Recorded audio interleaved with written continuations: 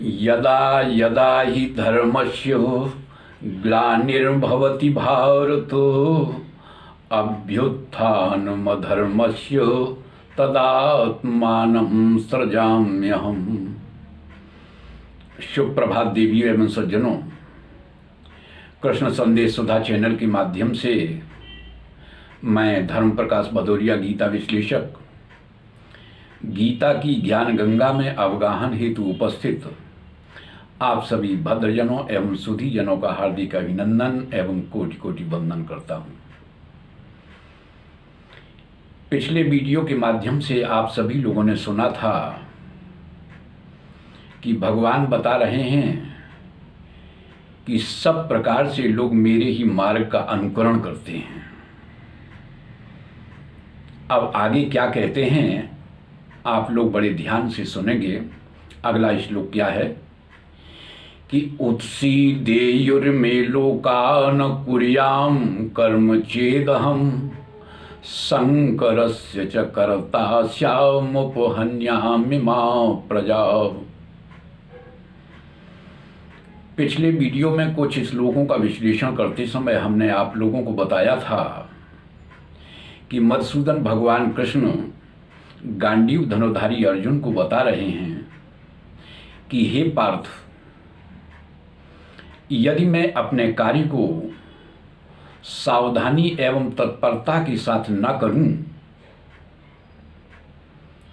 तो सब लोग निकम्मे हो जाएंगे। और यहां पर इस श्लोक के माध्यम से बता रहे हैं कि यदि मैं कर्म ही ना करूं तो सब लोग भ्रष्ट हो जाएंगे, सब कुछ अस्त व्यस्त हो जाएगा, प्रजा का सर्वनाश हो जाएगा। यही कारण है कि भगवान क्षण प्रतिक्षण इस संसार में कुछ न कुछ करते ही रहते हैं। क्षण प्रतिक्षण इस संसार में कुछ न कुछ खटपट करते ही रहते हैं। इसीलिए इस संसार में हर समय कुछ न कुछ घटित होता ही रहता है। मुख्य बात यह है कि यदि भगवान कार्य ना करें तो उजड़ जाए ये दुनिया, सब वर्ण संकर हो जाएं और प्रजा का सर्वनाश हो जाए। अपने कर्तव्य कर्म का परित्याग कर देने से लोगों में तमोगुण का भाव पैदा हो जाएगा, और जब तमोगुण का भाव पैदा हो जाएगा तो उनकी अधोगति हो जाएगी। इसीलिए भगवान कहते हैं कि अधो गच्छन्ति तामसा। यह बात सत्य है। यदि भगवान कर्तव्य कर्म का आचरण ना करें तो त्रिलोकी में कोई भी कर्तव्य कर्म का आचरण नहीं करेगा, और जब कोई भी कर्तव्य कर्म का आचरण नहीं करेगा तो स्वाभाविक ही लोगों का अधा पतन हो जाएगा। इसीलिए भगवान कहते हैं कि शंकरस्य च कर्ता स्यामुपहन्यामि मां प्रजा।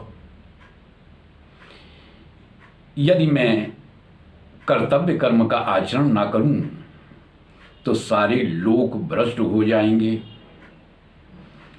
और उनके भ्रष्ट होने का मैं ही कारण बनूंगा। ऐसा कहकर भगवान अर्जुन को यह समझाने का प्रयास कर रहे हैं कि यदि युद्ध रूप कर्तव्य कर्म को तू नहीं करेगा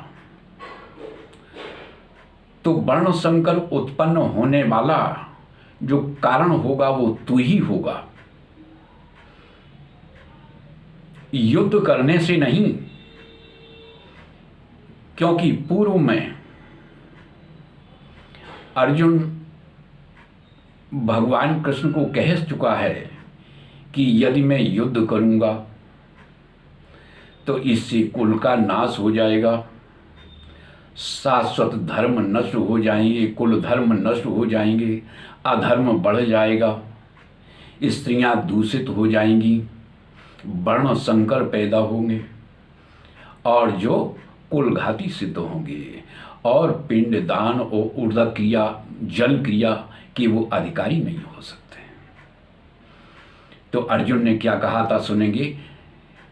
प्रथम अध्याय का 40, 41 और 42वां श्लोक कि कुलक्षये प्रणश्यन्ति कुलधर्मा सनातना धर्मे नष्टे कुलम कृष्णम अधर्मो भी भवात्युतो अधर्मा भी भवात् कृष्ण प्रदुष्यन्ति कुलस्त्रिया स्त्री सुदुष्टा सुवार्ष्णेय जायते वर्ण संकरः शंकरो नरकायैव कुलघ्ना नाम कुलस्य च पतन्ति पितरो येषां लुप्त पिंडोदक क्रिया।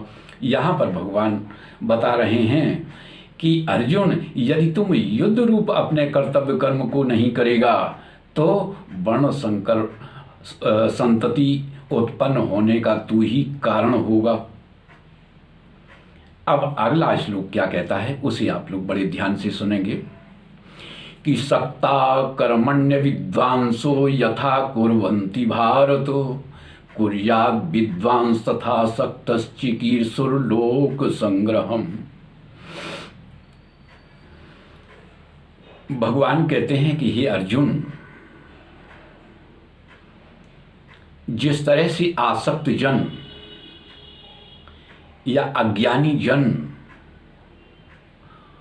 पूर्ण मनोयोग के द्वारा अपने कार्य को संपादित करते हैं,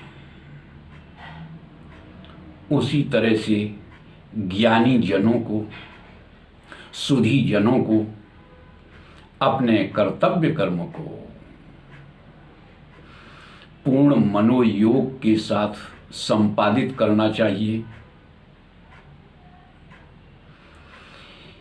यहां पर ध्यान देने वाली बात यह है कि अज्ञानी जन आसक्ति के साथ अपने कार्य को संपादित करते हैं और ज्ञानी जन आसक्ति से रहित होकर अपने कार्य का संपादन करते हैं। अज्ञानी जन कर्म तो करते हैं, अज्ञानी जन शास्त्रज्ञ भी हो सकते हैं,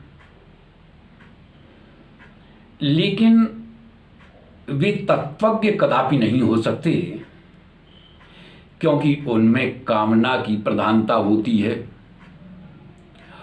और कामना की प्रधानता होने के कारण उनको अज्ञानी की संज्ञा दी गई है। भगवान इसी प्रकार जिस तरह से अज्ञानी जन सावधानी और तत्परता के साथ अपने कर्म को संपादित करते हैं, क्योंकि अज्ञानी जन अपने कर्म को बड़े ही सावधानी और तत्परता के साथ संपादित करता है, क्योंकि उसका ऐसा मानना है,